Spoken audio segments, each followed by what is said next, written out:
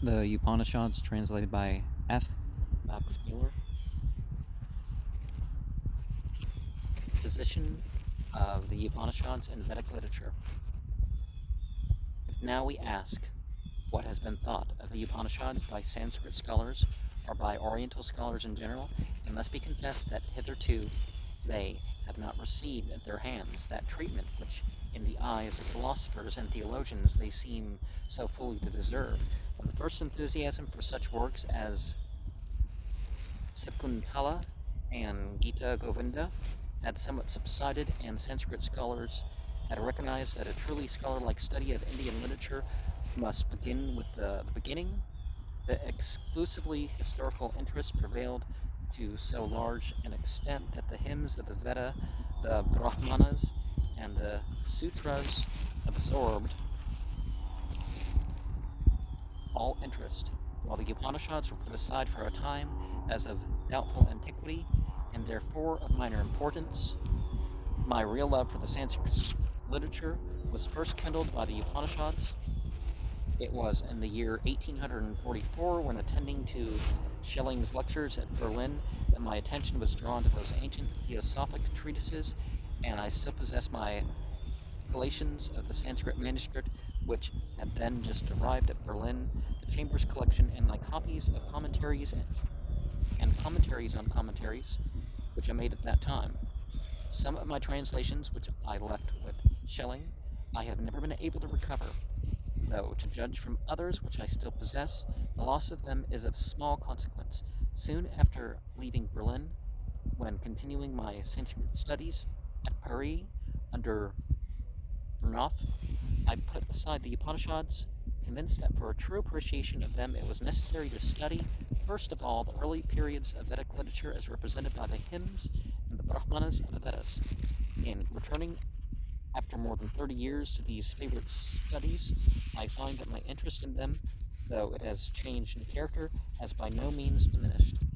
It is true, no doubt, that the stratum of literature which contains the Upanishads is later than the Samhitas and later than the Brahmanas, but the first germs of Upanishad doctrines go back at least as far as the Mantra period, which provisionally has been fixed between 1000 and 800 BCE.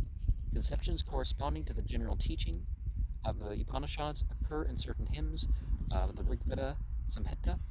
They must have existed, therefore, before that collection was finally closed. One hymn in the Samhita of the Rigveda, 191, was designated by Katyayana, the author of the Sarva Nukmanika, as a Upanishad.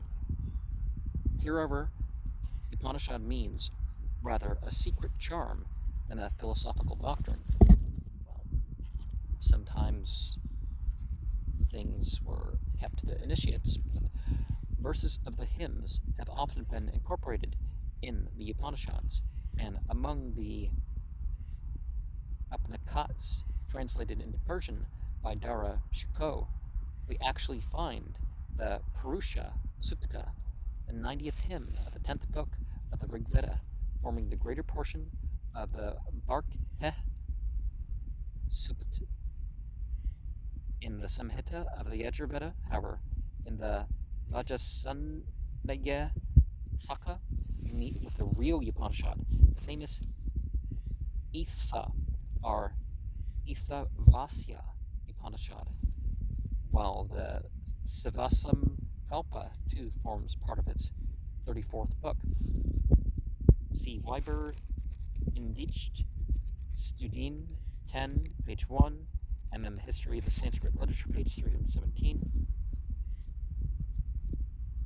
In the Brahmanas, several Upanishads occur, even in the portions which are not classed as Aranyakas.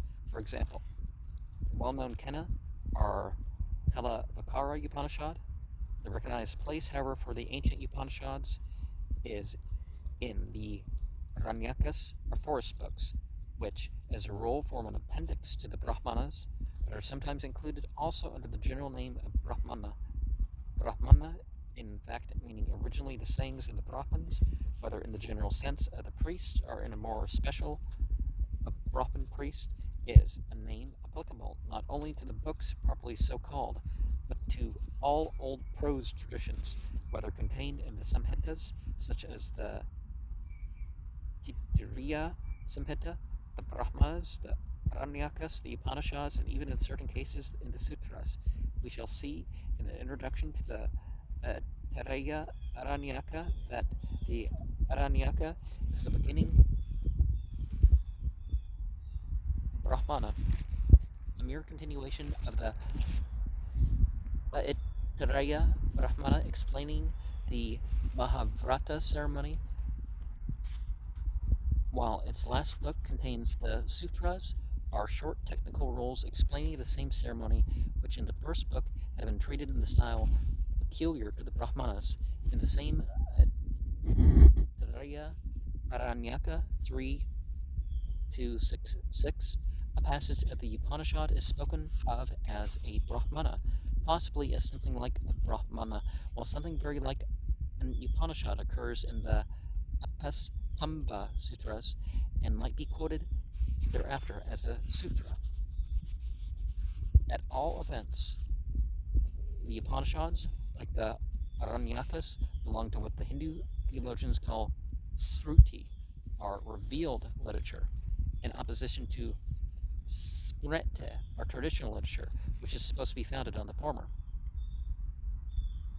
and allowed to claim a secondary authority only. And the earliest of these philosophical treatises will always be, I believe, maintaining a place in the literature of the world among the most astounding productions of the human mind in any age and in any country. Apastamba, translated by Muller, Sacred Books of the East, Volume 2, page 75. If we look at the sacred literature, one of the things that we're going to find is that there's a reference to revelation and inspiration. Now, the inspiration, of course, would be secondary, but then again, there's this third category of the wisdom literature, I don't know, the scholarly works. Because whether you're a sit-down scholar or just somebody who carries on an oral tradition where you think, I don't, some would say the philosophers, some would say the scholars, some would say whatever. Well, scholastic philosophy is a type of philosophy, right?